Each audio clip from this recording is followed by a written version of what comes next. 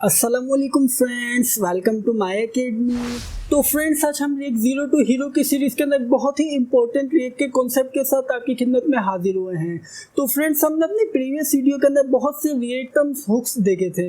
तो आज की वीडियो के अंदर हम क्या करेंगे, आज की वीडियो के अंदर हम अपना खुद का पर्सनल हुक बनाएंगे जिसको हम अपने रिएक्ट एप्लीकेशन के अंदर यूज कर सकेंगे, और इसी तरीके से ऐसा हुक बनाएंगे जो कि आप अपनी रिएक्ट एप्लीकेशन के अलावा जहां पर भी किसी भी रिएक्ट प्रोजेक्ट के अंदर आप उसे यूज कर सकेंगे।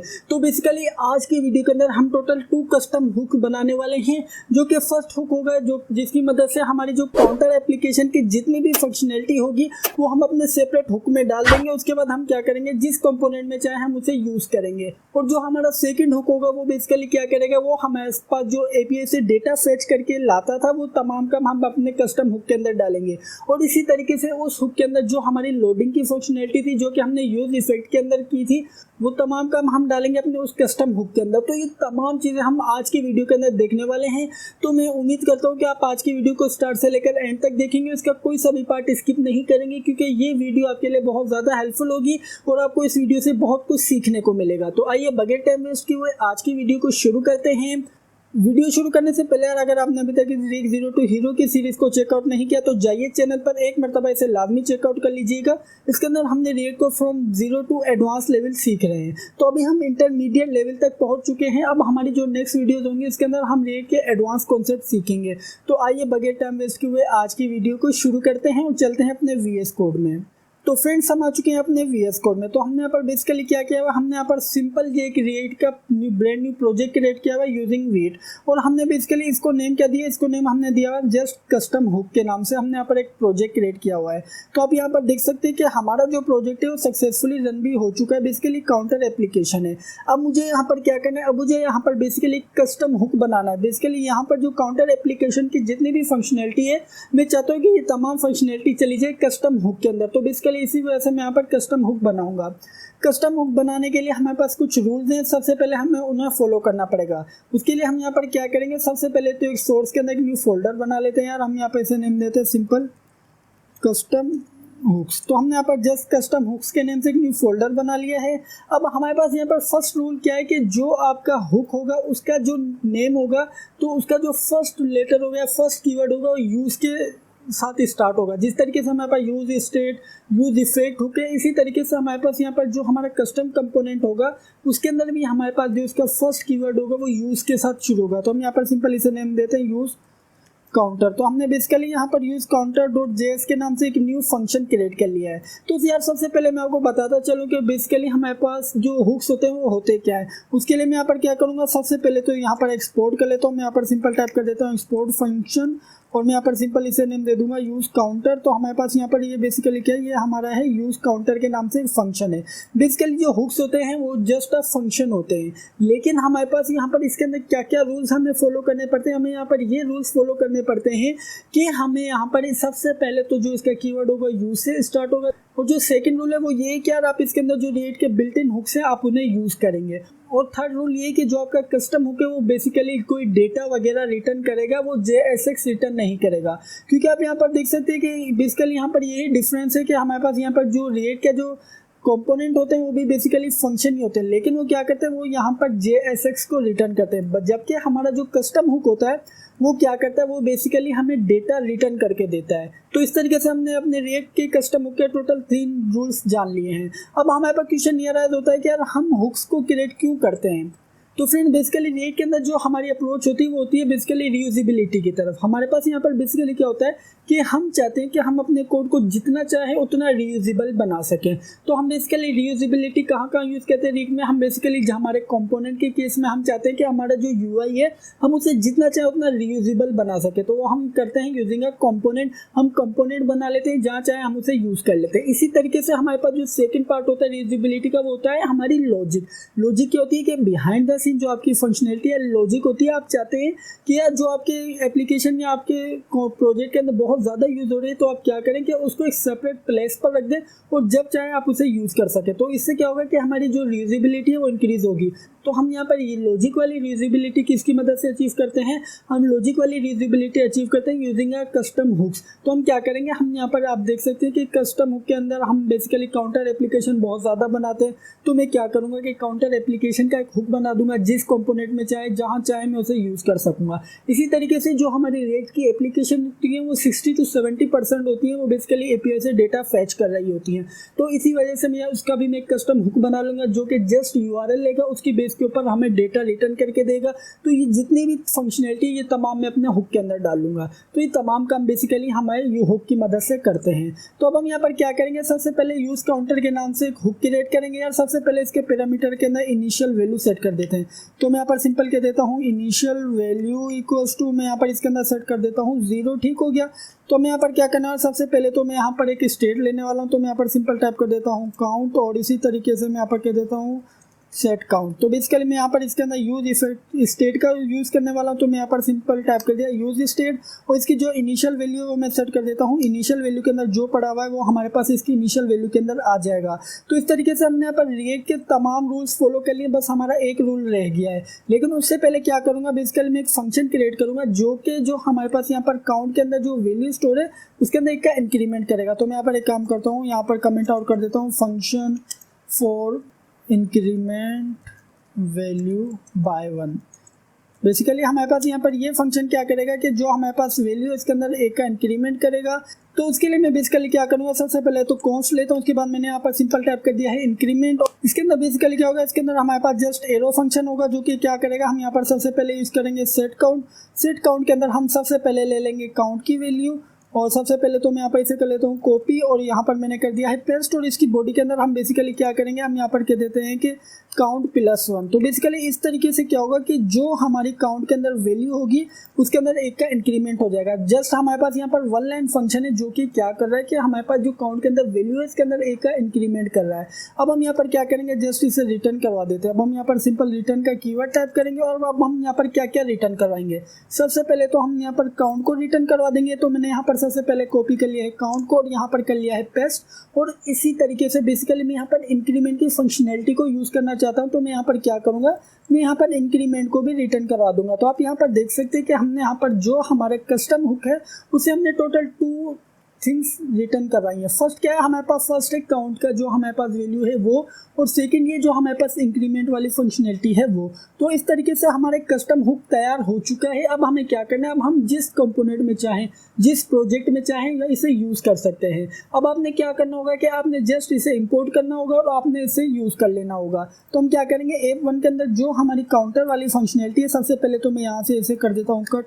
सबसे पहले मैंने यहाँ पर इसे हटा दिया है, और इसी तरीके से मैं यहाँ पर जो हमारे पास क्लिक के अंदर सेट काउंट हो रहा था, मैं यहाँ पर ये वाली फंक्शनैलिटी भी यहाँ से हटा देता हूँ। तो अब आप यहाँ पर देख सकते हैं कि अब हमारे पास यहाँ पर जो हमारी एप्लीकेशन है जस्ट सिंपल है। अब मुझे यहाँ पर क्या करना है, बेसिकली अब मेरा जो यहाँ पर यूज़ काउंटर के नेम से जो मैंने हुक क्रिएट किया हुआ है, मैंने जस्ट इसे इंपोर्ट कर लेना है। तो मैं यहाँ पर इंपोर्ट किस तरीके से करूँगा, सबसे पहले तो इंपोर्ट का कीवर्ड टाइप करूँगा, और मैं यहाँ पर सिंपल टाइप कर देता हूँ यूज़ काउंटर। तो मैंने इस तरीके से क्या किया, मैंने यहाँ पर यूज़ काउंटर को इम्पोर्ट कर लिया है। कहाँ से, कस्टम हुक्स के नाम से जो फोल्डर है उसके अंदर से हमने यूज़ काउंटर का जो हमारे पास एक फाइल है उसके अंदर से हमने यूज़ काउंटर को इंपोर्ट कर लिया है। अब इसे यूज़ किस तरीके से करेंगे, सबसे पहले तो कॉन्स्ट का कीवर्ड टाइप करेंगे, और उसके बाद अब हम यहाँ पर ये चेक करेंगे कि यार जो हमारा कस्टम हुक है वो क्या क्या वैल्यू रिटर्न कर रहा है। तो हमारे पास यहाँ पर जो हमारा कस्टम हुक है टोटल 2 वैल्यूज रिटर्न कर रहा है। तो हम यहाँ पर क्या करेंगे, हमारे पास यहाँ पर जो फर्स्ट वैल्यू है वो काउंट है, सेकंड वैल्यू है इंक्रीमेंट, और इसी तरीके से हम यहाँ पर इक्वल्स टू का साइन यूज़ करके हम यहाँ पर सिंपल टाइप कर देते हैं यूज़ काउंटर। तो इस तरीके से हमने यहाँ पर क्या किया, अब हम यहाँ पर जो हमारा कस्टम हुक है हमने उसे यहाँ पर यूज़ कर लिया है। अब हमें यहाँ पर क्या करना है, जस्ट हमें काउंट की वैल्यू को जहाँ पर हम डिस्प्ले करवाना चाहते हैं वहाँ पर हम इसे डिस्प्ले करवा देंगे। तो आप यहाँ पर देख सकते हैं कि हमने यहाँ पर काउंट की वैल्यू को डिस्प्ले करवा दी। हमने यहाँ पर कहा कि काउंट इस बेसिकली ये जो वैल्यू है ये हमारी आ रही है कस्टम हुक से। और अब हम यहाँ पर क्या करेंगे, जो इंक्रीमेंट की फंक्शनैलिटी है हमारे पास यहाँ पर बेसिकली वो कहाँ आएगी, लेट मी चेक दिस, हमारे पास यहाँ पर वो आएगी हमारे बटन के ऊपर। तो उसके लिए मैं क्या करूँगा कि मैं यहाँ पर बटन में कह देता हूँ कि ऑन क्लिक के ऊपर मेरे पास जस्ट यहाँ पर मेरा जो फंक्शन है वो मैंने यहाँ पर इसके अंदर इंक्लूड कर दिया। अब आप यहाँ पर पूछोगे कि यार हम यहाँ पर एरो फंक्शन क्यों नहीं यूज़ कर रहे, क्योंकि हमारे पास यहाँ पर जो इंक्रीमेंट है वो बेसिकली जस्ट एरो फंक्शन है। आप यहाँ पर देख सकते हैं कि इंक्रीमेंट हमारे पास बाय डिफॉल्ट एरो फंक्शन है, तो इस वजह से हम यहाँ पर एरो फंक्शन यूज़ नहीं कर रहे, डायरेक्ट हम यहाँ पर इंक्रीमेंट को यूज़ कर रहे हैं। तो आइए सेव करते हुए चलते हैं अपने पेज में जाने से पहले यार हमारे पास यहाँ पर ये एरर शो कर रहा है। आई थिंक हमारे पास यहाँ पर इंपोर्ट के अंदर कुछ एरर है। यहाँ पर ये क्या कह रहा है, already included file F React YouTube course hooks source use counter differ from file. ठीक हो गया। हमारे पास यहाँ पर बेसिकली हमने यहाँ पर छोटी सी मिस्टेक कर दी है। मिस्टेक क्या है कि आप यहाँ पर देख सकते हैं कि हमारे पास यहाँ पर कस्टम्स हुक्स जो हमारी प्रोजेक्ट का नेम है हमने यहाँ पर वो भी फोल्डर का नेम भी सेम है, और इसी तरीके से जो हमने यहाँ पर कस्टम हुक्स के नेम से एक फोल्डर क्रिएट किया वो भी बिल्कुल सेम है। तो हम यहाँ पर इन्हें डिफ्रेंशिएट करने के लिए क्या करेंगे, मैं यहाँ पर हुक्स का जो एच है वो स्मॉल कर देता हूँ। तो मैंने यहाँ पर जो हमारे फोल्डर के नेम के अंदर जो हुक्स का नेम है वो स्मॉल कर दिया है। तो अब आप यहाँ पर देख सकते हैं कि अब हमारे पास यहाँ पर हमारा एरर भी जा चुका है। अब चलते हैं पेज में। तो फ्रेंड जैसे ही पेज में है तो आप यहाँ पर देख सकते हैं कि अब हमारा प्रोजेक्ट सक्सेसफुली रन हो चुका है। तो आइए अब हम यहाँ पर सबसे पहले इसकी फंक्शनैलिटी को चेक कर लेते हैं। अब आप यहाँ पर देख सकते हैं कि हमारे पास यहाँ पर काउंटर एप्लीकेशन के अंदर जो भी हमारी फंक्शनैलिटी है, क्लिक करने के ऊपर आप यहाँ पर देख सकते हैं कि इंक्रीमेंट का जो हमारा फंक्शन जो हमने अपने हुक के अंदर क्रिएट किया हुआ है वो बेसिकली वो चलेगा। तो उसके लिए मैं यहाँ पर क्या करूँगा, सबसे पहले इसके ऊपर क्लिक करूँगा। तो जैसे ही क्लिक किया तो आप यहाँ पर देख सकते हैं कि अब हमारे पास यहाँ पर काउंटर के अंदर इंक्रीमेंट भी होता जा रहा है, और यहाँ पर जो हमारी काउंट की वैल्यू जो हमारा कस्टम हुक हमें प्रोवाइड करा है वो भी डिस्प्ले हो रही है। तो इस तरीके से हमारे पास यहाँ पर ये हमने देख लिया कि हम किस तरीके से अपने कस्टम हुक के अंदर काउंटर एप्लीकेशन की जो फंक्शनैलिटी है वो इंक्लूड कर सकते हैं। अब हम यहाँ पर क्या करेंगे, हमने बेसिकली अपनी यूज इफेक्ट वाली हुक के अंदर देखा था कि हम जो एपीआई का डेटा होता था वो फेच करके लाते थे और अपने कंपोनेंट्स के अंदर बिठाते थे। तो अब हम यहाँ पर क्या करेंगे, सबसे पहले तो यार मैं उसके लिए एक न्यू फाइल क्रिएट करूंगा। मैं यहाँ पर क्या करूंगा, सोर्स के अंदर मैं यहाँ पर सिंपल इसे नेम दूंगा न्यू फाइल को। तो मैं यहाँ पर सिंपल टाइप कर देता हूँ app2.jsx। तो मैंने यहाँ पर app2.jsx के नेम से एक न्यू फाइल क्रिएट कर ली है, और इसी के साथ साथ मैं यहाँ पर इसके अंदर बॉयलरप्लेट भी इंक्लूड कर लूँगा। तो मैं यहाँ पर सिंपल टाइप कर देता हूँ। तो फ्रेंड्स बॉयलरप्लेट इंक्लूड करने से पहले मैं क्या करूंगा, सबसे पहले जो हमने अपनी प्रीवियस वीडियोस के अंदर यूज इफेक्ट हुक देखा था, बेसिकली मैंने सेपरेट प्रोजेक्ट में काम किया था। तो मैं बेसिकली इस प्रोजेक्ट के अंदर आया हूं। तो आप यहाँ पर देख सकते हैं कि हमारे पास यहाँ पर app.jsx के अंदर हमारे पास यहाँ पर ये तमाम काम हुआ है। तो सबसे पहले मैं क्या करूंगा, सबसे पहले इसे करूंगा कॉपी, और मैं यहाँ पे क्या करूंगा, सबसे पहले इसे क्लोज करूंगा। जो हमारी app2.jsx है उसके अंदर कर दिया है मैंने पेस्ट, और इसी के साथ साथ मैं यहाँ पर एक्सपोर्ट डिफॉल्ट के अंदर कह देता हूँ app2, और इसी तरीके से मैं यहाँ पर जो हमारा फंक्शन है अब मैं यहाँ पर सिंपल उसमें टाइप कर देता हूँ app2, और इसी के साथ साथ मैं यहाँ पर इसे इंपोर्ट कर लेता हूँ या इंक्लूड कर लेता हूँ main.jsx के अंदर। तो मैं यहाँ पर सिंपल टाइप कर देता हूँ app2। तो इस तरीके से क्या हुआ कि हमारे पास यहाँ पर app2.jsx भी इंक्लूड हो चुका है। तो आइए सेव करते हैं, चलते हैं अपने पेज में। तो आप यहाँ पर देख सकते हैं कि अब हमारे पास यहाँ पर जो डॉग गैलरी वाली जो हमारे पास यहाँ पर जो हमने अपनी प्रीवियस यूज इफेक्ट वाली वीडियो के अंदर देखा था, तो हमारे पास यहाँ पर सिंपल वो काम इंक्लूड हो चुका है। तो अगर आपने अभी तक मेरे इस React Zero to Hero की प्लेलिस्ट को फॉलो नहीं किया तो एक मतलब लाजमी से चेकआउट कर लीजिएगा। लेकिन फिर भी मैं आपको, अगर आप न्यू हैं तो मैं आपको थोड़ा ओवरव्यू देता चलूँ कि बेसिकली इसके अंदर मैंने किया क्या था। तो सबसे पहले तो यार मैं यहाँ पर जो मैंने एक्स्ट्रा कंपोनेंट क्रिएट किया था, बेसिकली मैंने यूज इफेक्ट के अंदर React के लाइफ साइकिल के मेथड इंप्लीमेंट करने के लिए कुछ कंपोनेंट वगैरह क्रिएट किए थे। तो मैंने बेसिकली वो क्रिएट किया था, तो मैंने सबसे पहले उसे कर दिया है क्लियर। और इसी के साथ मैंने यहाँ पर क्या किया था, मैंने यहाँ पर जस्ट एक यूज इफेक्ट हुक लिया था जो कि क्या कर रहा था, जो कि एपीआई से डेटा फेच करके ला रहा था। उसके बाद हम क्या कर रहे थे कि उस डेटा को हम एक यूज स्टेट के नाम से एक हमने यहाँ पर सबसे पहले तो यूज स्टेट हुक का यूज़ किया। इसके अंदर हमने क्या किया कि इमेज डेटा के नाम से एक वेरिएबल लिया, उसके अंदर हमने इसके अंदर डेटा बिठाया। ठीक हो गया। अब उसी के साथ साथ हमने यहाँ पर इसके अंदर लोडर की फंक्शनैलिटी भी इंक्लूड की। हमने यहाँ पर सबसे पहले लोडर के अंदर क्या क्या कहा था, हमने यहाँ पर लोडर के अंदर ट्रू कहा था। क्यों? क्योंकि हमारे पास यहाँ पर जैसे ही एप्लीकेशन लोड हो रही है तो आप यहाँ पर देख सकते हैं कि हमारे पास यहाँ पर पहले लोडिंग हो रही थी, उसके बाद हमारे पास यहाँ पर डेटा डिस्प्ले हो रहा था। तो इसी वजह से हमने यहाँ पर लोडर सेट कर दिया था ट्रू, और इसके बाद हमारे पास जैसे ही डेटा आ गया था तो हमने यहाँ पर लोडर फॉल्स कर दिया था। तो उस बेस के ऊपर हमारे पास यहाँ पर जो हमारी ये इमेजेस की लिस्ट थी, जो हमारे पास यहाँ पर बेसिकली इमेज लिस्ट के नाम से कंपोनेंट था, इसके अंदर हमने जस्ट इमेजेस को डिस्प्ले करवाया था। तो हमारे पास यहाँ पर ये इमेजेस डिस्प्ले हो रहे थे। तो उससे पहले हमने यहाँ पर क्या किया था कि हमने यहाँ पर लोडर चेक किया था कि अगर ट्रू है तो हमारे पास यहाँ पर लोडर वाला कंपोनेंट इंक्लूड हो रहा था। तो आप यहाँ पर देख सकते हैं कि हमारे पास लोडर कंपोनेंट ये है। अदरवाइज हमारे पास यहाँ पर जो हमारा इमेज लिस्ट के नाम से जो हमारी कंपोनेंट था उसको हमने just as a prop image data pass कर दिया था। तो अब मैं क्या करूँगा यार, जितनी भी फंक्शनैलिटी एपीआई से डेटा फेच करने की वो अपने कस्टम हुक के अंदर रखूंगा। तो उसके लिए मैंने यहाँ पर कस्टम हुक्स के नेम से फोल्डर पहले से ही क्रिएट किया हुआ है। तो मैं यहाँ पर एक न्यू फाइल क्रिएट करूँगा, इसे मैं नेम देता हूँ यूज फेच। तो मैंने यहाँ पर सिंपल टाइप कर दिया है यूज फेच डेटा। तो मैं यहाँ पर सिंपल दे देता हूँ use fetch data dot JS. तो इस तरीके से मैंने यहाँ पर use fetch data dot JS के नाम से एक न्यू कस्टम हुक क्रिएट कर लिया है। तो मैं यहाँ पर क्या करूँगा, सबसे पहले तो एक्सपोर्ट टाइप करूँगा और उसके बाद मैं यहाँ पर सिंपल टाइप कर देता हूँ फंक्शन, और फंक्शन के अंदर मैं यहाँ पर सबसे पहले नेम देता हूँ यूज़ फेच डेटा। मैं यहाँ पर कह देता हूँ यूज़ फेच डेटा, और बेसिकली ये क्या करेगा, बेसिकली मेरी लॉजिक ये है कि इसको बनाने की कि यार मेरा ये जो हुक है ये जस्ट एज अ यूआरएल लेगा, उसका डेटा फेच करके देगा, और इसी तरीके से ये जो डेटा होगा वो रिटर्न करके देगा जहाँ पर भी हम इसे यूज़ करना चाहेंगे, वहाँ पर जहाँ पर भी हम इसे यूज़ करना चाहेंगे वहाँ पर जस्ट हम इसको यूआरएल पास करेंगे। उसके बाद जितनी भी लोडिंग की फंक्शनैलिटी वगैरह है, ये तमाम काम है ये हमारा जो कस्टम हुक है ये करके देगा। किस तरीके से करके देगा, उसके लिए हम यहाँ पर क्या करेंगे, सबसे पहले इसके पैरामीटर में पास कर देते हैं यूआरएल। इसका मतलब ये हुआ कि हमारा ये जो कस्टम हुक है ये बेसिकली पैरामीटर के अंदर एक यूआरएल लेगा। अब मैं यहाँ पर F2 के अंदर क्या करूँगा, सबसे पहले तो यूज इफेक्ट हुक का यूज़ करना मेरे लिए लाजमी है। तो उसके लिए मैं यहाँ पर क्या करूँगा, सबसे पहले इसे कर लेता हूँ कॉपी, और इसके बाद मैं यहाँ पर यूज फेच के अंदर इसे कर लेता हूँ इंक्लूड, और इसके बाद मेरे पास यहाँ पर बेसिकली मैं इसकी जो डिपेंडेंसी एरे के अंदर बता देता हूँ कि यार मेरा जो ये फेच का जो बेसिकली फंक्शनैलिटी है जब ही चलेगी जब हमारे पास यहाँ पर यूआरएल के अंदर चेंजेस होगी, उस केस के अंदर ही चलेगी। तो अब हमारे पास यहाँ पर बेसिकली क्या होगा कि अब हमारे पास यहाँ पर ये हमने फंक्शनैलिटी इंक्लूड कर दी है, लेकिन अगर आप यहाँ पर नोट करें तो हमारे पास यहाँ पर लोडर वगैरह ये तमाम जितनी भी स्टेट्स है ये हमने अभी अपने इस कस्टम हुक के अंदर इंक्लूड नहीं की। तो मैं क्या करूँगा यार, अपना टाइम सेव करने के लिए मैं सबसे पहले तो लोडिंग वाली फंक्शनैलिटी ले लेता हूँ और इमेज डेटा वाली यहाँ से कर लेता हूँ कट, और यहाँ पर जस्ट इसे कर देता हूँ पेस्ट। तो इस तरीके से मैंने यहाँ पर बेसिकली क्या किया, मैंने यहाँ पर कहा है कि यार जो मेरे पास यहाँ पर इमेज डेटा है बेसिकली मैंने इसका एक स्टेट के अंदर इसे इंक्लूड कर लिया। मुझे यहाँ पर सबसे पहले स्टेट्स वगैरह को इंपोर्ट कर लेता हूँ। तो मैं यहाँ पर सबसे पहले इंपोर्ट करूँगा यूज स्टेट को, तो मैं यहाँ पर सिंपल टाइप कर दिया यूज स्टेट, और इसी तरीके से मैं यहाँ पर यूज इफेक्ट को भी यूज़ कर रहा हूँ। तो मैंने यहाँ पर सिंपल इंक्लूड कर लिया यूज इफेक्ट। तो इस तरीके से क्या होगा कि हमारे पास यूज स्टेट और यूज इफेक्ट दोनों इंक्लूड हो चुके हैं। तो फ्रेंड्स अब मेरे पास यहाँ पर हो क्या रहा है, बेसिकली मैं आपको सबसे पहले ये समझा देता हूँ। बेसिकली सेट लोडर बेसिकली क्या है, हमारे पास यहाँ पर एक लोडर के नाम से हमने एक यूज स्टेट के अंदर लिया, इसके अंदर हमने बाय डिफॉल्ट फॉल्स रखा हुआ है, लेकिन हमारे पास यहाँ पर हमने कहा है कि जब हमारे पास एपीआई का डेटा फेच होने से पहले इसके अंदर ट्रू कर दो। इसका मतलब ये है कि हमारे पास यहाँ पर ये ट्रू पास करेगा। अगर हमारे पास यहाँ पर ट्रू होगा तो उस केस के अंदर आपने क्या करना है, अपने लोडिंग की स्टेट शो करनी है।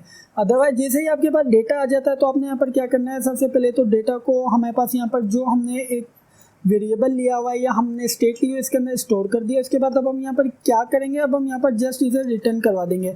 अब हम यहाँ पर रिटर्न क्या क्या करवाना है, सबसे पहले मैं आपको ये चार चीज़ बता देता हूँ कि हमें यहाँ पर रिटर्न क्या क्या करवाना है। अब मेरे काम की जो मेरे कंपोनेंट में होगी वो होगी एक तो इमेज का डेटा, बेसिकली मुझे यहाँ पर इमेज का डेटा भी लाजमी चाहिए होगा, और इसी तरीके से जो लोडर वाला हमारा वेरिएबल है ये मुझे दोनों चीज़ें लाजमी चाहिए होंगी। तो इस तरीके से हमने यहाँ पर इन दोनों को रिटर्न करवा दिया है। अब बेसिकली मेरे पास यहाँ पर एक कंप्लीट मेरा जो कस्टम हुक है वो तैयार है। अब बस ये रेडी है कि यार कोई इसको यूआरएल दे, और ये बेसिकली क्या करेगा, ये आपको यूआरएल का जो डेटा होगा वो फेच करके आपको दे देगा, और उसी के साथ साथ आपको लोडिंग वाली फंक्शनैलिटी ट्रू और फॉल्स रिटर्न करके दे देगा। उसके बाद जो आप अपनी लोडिंग की फंक्शनैलिटी अपने हुक के अंदर जो भी आपका कंपोनेंट है उसके अंदर यूज़ करना चाहें यूज़ कर सकते हैं। तो इस तरीके से हमने यहाँ पर ये तमाम काम कर लिया। इसी के साथ साथ मैं यहाँ पर क्या करूँगा, F2.jsx के अंदर थोड़ी सफाई कर लेता हूँ। सफाई किस तरीके से करूँगा कि यार मैं यहाँ पर सबसे पहले तो जो मैंने यहाँ पर इसे कमेंट आउट किया है सबसे पहले इसे कर देता हूँ क्लियर, और इसी तरीके से जो मेरे पास यहाँ पर डॉग गैलरी के अंदर मेरे पास यहाँ पर आई थिंक मेरे पास एक बटन था, मैं बटन इंक्लूड नहीं करूँगा क्योंकि मुझे यहाँ पर अब बटन का जो काम है वो उसकी ज़रूरत नहीं है। तो मैंने यहाँ पर जस्ट इसे कर दिया है क्लियर। तो आइए अब हम यहाँ पर देख लेते हैं कि हमारे पास यहाँ पर ये लोडर को बेसिकली आइडेंटिफाई नहीं कर पा रहा कि लोडर है क्या, और इसी तरीके से हमने यहाँ पर जो यूज़ इफेक्ट है अब मुझे यहाँ पर इसकी भी ज़रूरत नहीं है क्योंकि मैंने यहाँ पर ये तमाम काम अपने कस्टम हुक के अंदर कर लिया है। तो मैंने यहाँ पर इसे भी रिमूव कर दिया है, और इसी तरीके से काउंट और ये जो सेट ये मुझे यहाँ पर शो कंपोनेंट चाहिए होगा मुझे, लेकिन यहाँ पर ये चीज़ नहीं चाहिए होगी। एक मिनट मुझे चेक करने दीजिए कि मेरे पास यहाँ पर शो कंपोनेंट कहीं पर यूज़ हो रहा है। तो सबसे पहले कॉपी कर लेता हूँ, इस फाइल के अंदर सर्च कर लेता हूँ, तो नहीं मेरे पास यहाँ पर ये भी यूज़ नहीं हो रहा। तो मैं यहाँ पर से इसे भी कर देता हूँ क्लियर। अब आप यहाँ पर नोट करें तो हमारे पास यहाँ पर हमारा जो कंप्लीट जो कंपोनेंट है वो क्लियर हो चुका है। जितनी भी हमारी लॉजिक थी वो हमने अपनी कस्टम हुक के अंदर डाल दी है। तो आप यहाँ पर देख सकते हैं जितना भी लॉजिक थी वो हमने इसके अंदर डाल दी है। अब मैं क्या करूँगा, मैं जस्ट इसे यूज़ करूँगा। क्या करूँगा, जस्ट यूज़ करूँगा। किस तरीके से करूँगा, मैं यहाँ पर सबसे पहले तो यार एक वेरिएबल के अंदर यूआरएल को रख लेता हूँ क्योंकि हमारे पास यहाँ पर ये बहुत इंपॉर्टेंट है हमारे लिए, क्योंकि हमारे पास यहाँ पर यही अगर नहीं होगा तो हम किस तरीके से डेटा को फेच करेंगे। तो उसके बाद मैं क्या करूँगा, सबसे पहले तो इंपोर्ट करूँगा कस्टम हुक को। तो मैं इंपोर्ट किस तरीके से करूँगा, लेट्स से कि मैं यहाँ पर सबसे पहले कह देता हूँ इंपोर्ट मैं यहाँ पर सबसे पहले इंपोर्ट का कीवर्ड टाइप कर देता हूँ। उसके बाद मैं यहाँ पर सिंपल यूज़ फेच डेटा को इंपोर्ट कर लेता हूँ। तो मैं यहाँ पर सिंपल टाइप कर देता हूँ यूज़ फेच डेटा। इसने बेसिकली हमारे पास यहाँ पर यूज़ फेच डेटा को इंपोर्ट कर दिया है। अब हमारे पास यहाँ पर सबसे पहले तो मैं कॉन्स्ट के नाम से एक वेरिएबल ले लेता हूँ। इसके अंदर हमारे पास यहाँ पर अगर आप नोट करें तो यूज़ फेच डेटा के अंदर हमारे पास दो चीज़ आ रही है, एक आ रही है इमेज डेटा, दूसरा आ रहा है लोडर। तो मैं यहाँ पर दोनों चीज़ों को सबसे पहले इसके अंदर इंक्लूड कर लेता हूँ। तो आप यहाँ पर देख सकते हैं कि हमारे पास यहाँ पर इसके अंदर इमेज डेटा भी आ चुका है और लोडर भी आ चुका है। मैं यहाँ पर कह देता हूँ सिंपल यूज फेच डेटा। तो हमारे पास यहाँ पर इस तरीके से हमने यहाँ पर अपने कस्टम हुक को इंक्लूड कर लिया है। लेकिन हमारा जो कस्टम हुक है वो पैरामीटर के अंदर एक यूआरएल ले रहा है, तो इसी वजह से हमें यहाँ पर इसके पैरामीटर के अंदर यूआरएल लाजमी पास करना पड़ेगा। तो इस तरीके से हमारा एक तमाम काम हो चुका है तैयार। हमने जस्ट क्या किया, हमने यहाँ पर यूआरएल पास कर दिया अपने कस्टम हुक को और उसने ही हमें लोडिंग स्टेट और जो डेटा है वो हमें ला कर दे दिया है। और हमने यहाँ पर क्या किया, जस्ट इमेज डेटा को अपने इस जो इमेज लिस्ट है इसके अंदर एज अ प्रो पास किया। उसके बाद हमारे पास यहाँ पर एक कंप्लीट लिस्ट रेंडर हो जाएगी। तो आइए सेव करते हैं। सेव करने के बाद चलते हैं अपने पेज में। तो जैसे ही पेज में है तो आप यहाँ पर देख सकते हैं कि अभी हमारे पास इमेज दो गैलरी के अंदर इमेजेस डिस्प्ले हो रही हैं। सॉरी, मेरे पास यहाँ पर जो मेरा इंटरनेट कनेक्शन है वो थोड़ा स्लो है, तो इसी वजह से यहाँ पर इमेजेस लोड होने में थोड़ा टाइम ले रही हैं। तो वापस मैं अपने पेज को रिफ्रेश करता हूँ तो आप यहाँ पर देख सकते हैं कि अब हमारे पास यहाँ पर न्यू इमेजेस डिस्प्ले हो रही हैं। तो अब यहाँ अगर इसी तरीके से जितनी मरतबा मैं इसे रीलोड करूँगा तो मेरे पास यहाँ पर न्यू इमेजेस आ रही हैं इंक्लूडिंग लोडिंग फंक्शनैलिटी। तो आप यहाँ पर देख सकते हैं कि सबसे पहले मेरे पास लोडर आया था, उसके बाद मेरे पास यहाँ पर इमेजेस आई थी। तो अगर आप यहाँ पर नोट करें तो मैंने यहाँ पर ये जितना भी काम था ये मैंने डाल दिया है अपने कस्टम हुक के अंदर। उसके बाद मैंने क्या किया, जस्ट वन लाइन के अंदर मैंने इस हुक को यूज़ कर लिया। तो हमारे पास ये एडवांटेज है कस्टम हुक को यूज़ करने का। अब आपके पास यहाँ पर ये जो कस्टम हुक है आप इसको अपने प्रोजेक्ट में जहाँ चाहे वहाँ यूज़ कर सकते हैं। आप जस्ट उस हुक को यूआरएल देंगे, वो आपको डेटा फेच करके देगा और जो लोडिंग वाले जितने भी पैरामीटर है वो तमाम सेट करके दे देगा। तो फ्रेंड्स ये थे हमारे पास रिएक्ट के अंदर कस्टम हुक में। उम्मीद करता हूँ कि यार आपको आज की वीडियो के अंदर बहुत कुछ सीखने को मिला होगा। अगर वीडियो अच्छी लगी तो वीडियो को लाइक लाजमी कीजिएगा। अगर आपने अभी तक इस चैनल को सब्सक्राइब नहीं किया हुआ तो सबसे पहले चैनल को सब्सक्राइब कर लीजिए और बेल के आइकन पर लाजमी क्लिक कीजिएगा। Thank you for watching this video friends, bye bye.